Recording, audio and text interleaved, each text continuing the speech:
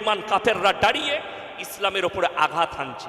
আমাকে বসান মিডিয়ার সামনে, এদের মুখটা 3 মিনিটে বন্ধ করবো, আমি 3 মিনিট সময় নেব না। মতো হারামের আওলাদ বলছে নবীজি সাল্লাল্লাহু আলাইহি সাল্লাম 6 বছরের মা আয়েশা সিদ্দিকা রাদিয়াল্লাহু তাআলা আনহাকে বিবাহ করেছেন।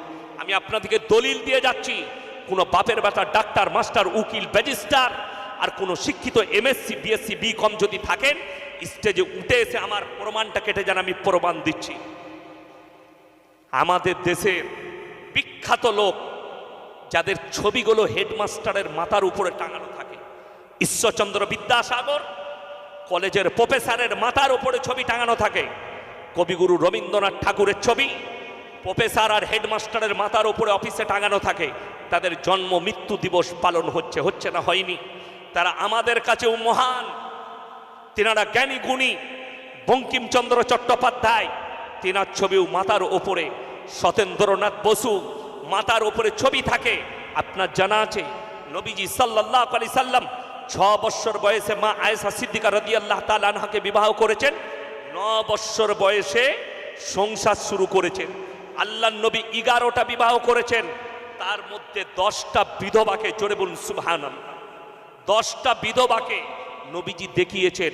বিধবাটা ডাস্টবিনে ফেলার জন্য নয়, জিনা করার জন্য নয়, রাস্তায় ঘুরে বেড়াবার জন্য নয়।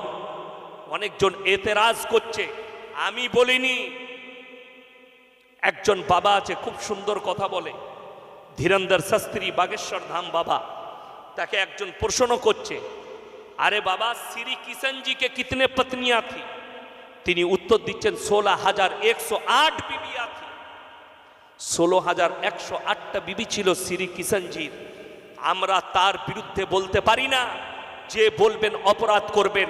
ওয়ালা তাসুব্বুল্লাযীনা ইয়াদউনা মিন দুনিল্লাহি ফায়াসুব্বুল্লাহ আদওয়াম বিগাইরি ইলম। এই কথাটার উপরে প্রত্যেকটা মুসলমানকে আমল করতে হবে যদি মুমিন হয়ে থাকে। কেন? আল্লাহ তাআলা বললেন তোমরা কারো দেবদেবীকে গালি দিও না, কারো ধর্মকে গালি দিও না। শ্রী কিষণজি 16,108টা বিবাহ করেছেন। সেই সম্পর্ক, সেই ব্যাপারটা তিনি জানবেন, সেটার উপরে কারোর অভিযোগ করা যাবেন না।